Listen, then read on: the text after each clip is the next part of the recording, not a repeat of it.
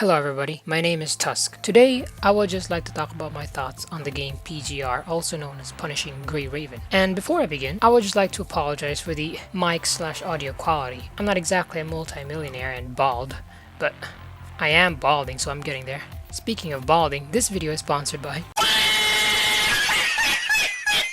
Anyway, enough with that. I'm here to talk about PGR as a day one player. Specifically, I will be talking about PGR's community, our presence in the YouTube sphere, my issues with their storytelling, as well as the state of the game concerning combat and in-game events. Just some things I think the game developers could work on. So without further ado, let's talk about the community, or the lack thereof.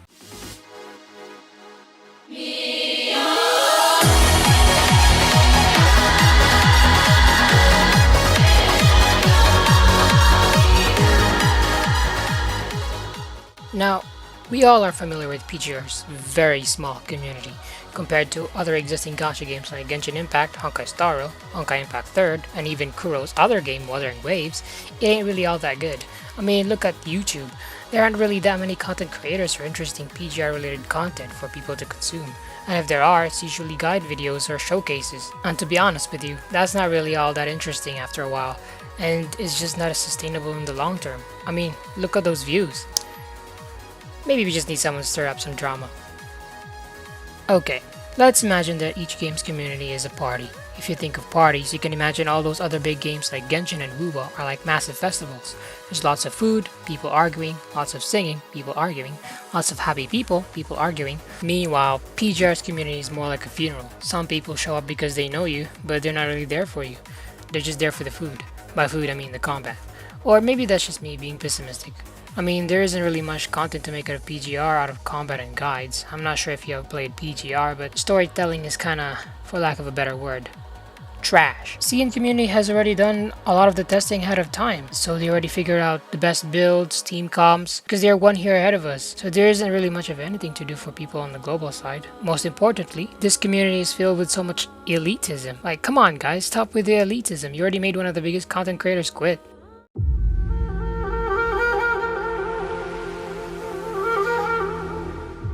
Now, maybe you enjoy the visual novel type storytelling that PGR has, but I think the majority of people don't really care too much for it.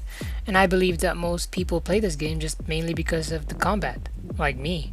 But maybe I'm just being a narcissist.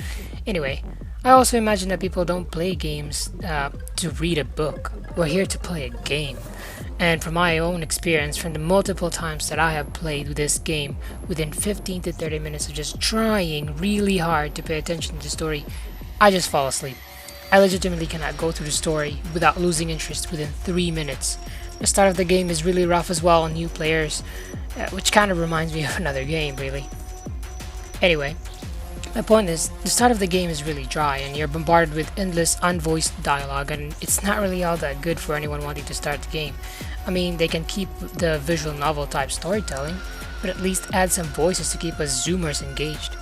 Also, make sure the voice direction is good. I don't really want whatever they had in that first voice cinematic they had. This is Liv. Large corrupted have appeared. Lucia, Lily, take care. Mathematically 600 feet forward. Lucia! Copy that. Grey Raven, strike from the flank.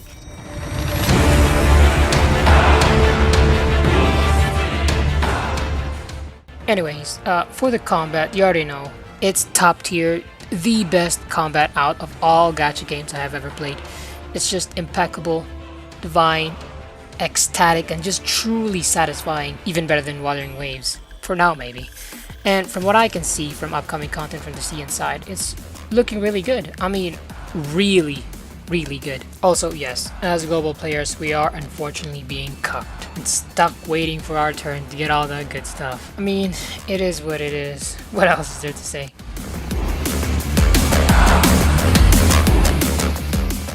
Now, I know power creep is a thing, and it's always been a thing in every game. It just exists, unfortunately, especially in gacha games, but I would argue the PGR's power creep isn't that bad. unless you're behind in content, but then it would be difficult for you to catch up. Now, it's been a while since I built any new characters since I'm sort of a hoarder. But from what I recall, it was awful upgrading new characters because of how much resources it takes to level them up. Which also reminds me of another game. More importantly, there's 5 elements in the game and each team has 3 characters that has to be the same element. So you have to build 15 characters in total for the end game, which is just a lot of work and took me personally around over a year. But maybe I'm wrong there. I did take some time off, but holy hell, it took me a long time to get to the end game. With that said, the combat is still the best out there.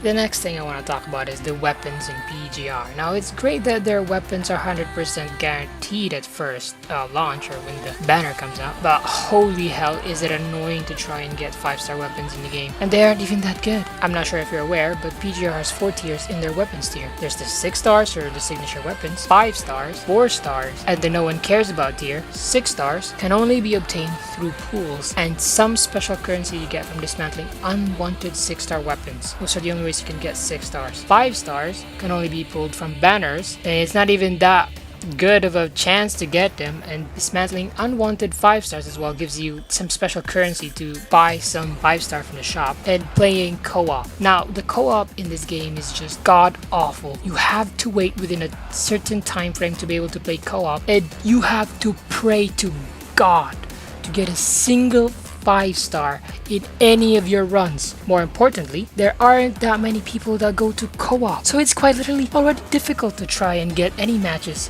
Just roll the dice and hope that you get any 5-star weapon when you complete the co-op. Like, Why? as for 4 stars, don't even bother with them.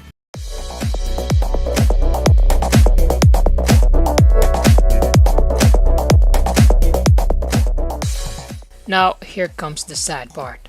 In-game events on PGR. In my opinion, there's only one patch out of all the patches that PGR has released that was memorable to me, which is the Alpha Crimson Weave patch. And no, it's not because Alpha Crimson Weave came out, and I admit she is cool. It was genuinely the only patch where I had a lot of fun, because previously, I've always felt like a lot of their events was paywalled or just plain boring, or like other gacha games.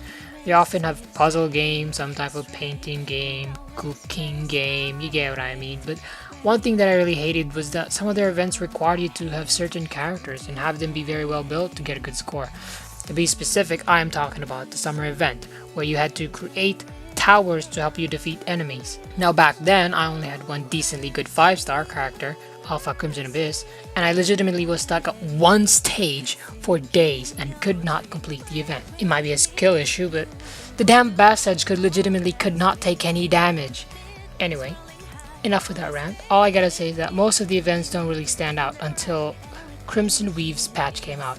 The Ultimate Brawl Deadlocked event and the new limited time event, Boss Lilith.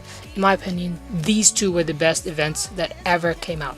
During the Ultimate Brawl, you were given the opportunity to use one single character and fight every single boss in the game, and you were not allowed to lose a single time or even heal. Now, there was a buff that could heal you, but that really didn't matter most of the time when the bosses had a few skills that could one-shot you, especially towards the end.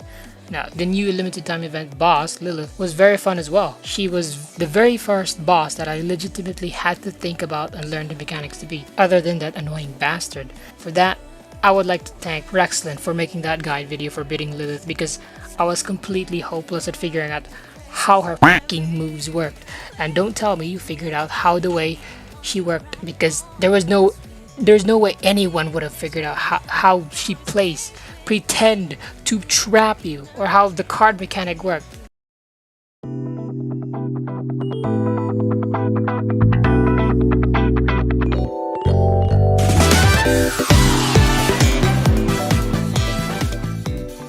Most of the skins in this game are top tier, especially the new ones coming out soon. My one gripe about the skin system is that they usually create limited time event skins only. Now, they are pretty good, but pretty expensive in my opinion. They should add some cheaper options if they could, like, please. And have them available all the time on the skin shop. Like, bro, why are you coming up with all those skins and just lock them away and stopping us from trying to buy them? They usually just leave the decent looking or boring looking skins available. Now, there are some that are pretty decent, but I mean, the most of them are locked. Now, for some skins, I get why they're limited time events, but like, just why? Why? Let us buy them, goddammit. Why do you hate money? Now, there's a lot more stuff I could get into, but I think this video is really long enough. I think I already ranted about most of the stuff I really wanted to talk about. If you have any other thoughts or concerns about my opinions, feel free to dogpile me in the comments. Like, dislike, share, feel free to do whatever. So that's it. See y'all in the next video. 这是花园的麻烦都遗忘。